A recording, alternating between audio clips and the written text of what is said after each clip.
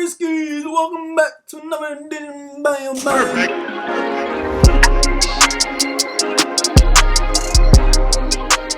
Hello Broskis, welcome back to another episode of Buy or Buy. If we haven't met before, I'm Erkin and this is the life of a broski, where I bring you sneaker reviews, lifestyle and more waffle than Captain Birdseye. And on this episode I have the Air Max 2090 black and white.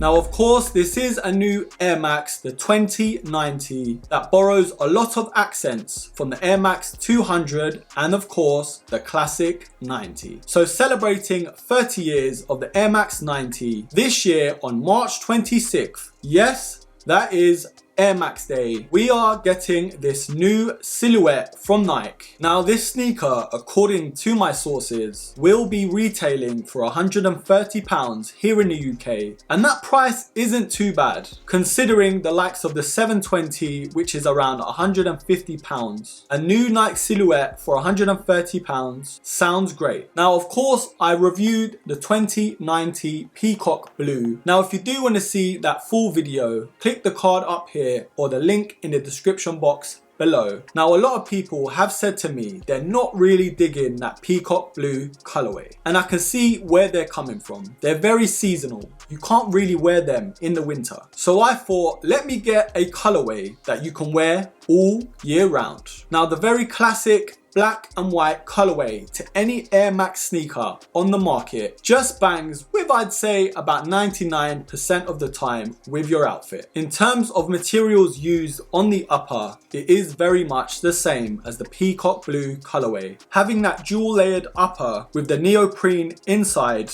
covered by the mesh material on the top. There is that zigzag pattern and design across the upper, which adds a nice contrast with the blacks and the whites. Now there are those synthetic overlays that cover half of the upper just above the midsole. On the outer lateral we have the new Air design, and of course just above that the cropped Nike swoosh. The Air Max unit borrows from the Air Max 200 with an updated redesign of that midsole that borrows from the Air Max 90 with a more updated and futuristic look. Going towards the back of this sneaker, at the heel counter, there is that shield-like design, and in the middle of those horizontal lines, if you look very carefully, there is that new design of Air and the Nike swoosh. There is that nice pulley at the back to add that sportier look to this sneaker. Now very interestingly, on the tongue, where that diagonal O that sits on the top of the tongue, within the O the material is missing, so that would sit directly on your sock. Now on both the top and the bottom of that O we have the Nike swooshes, and on both the left and the right we have the new Air logo.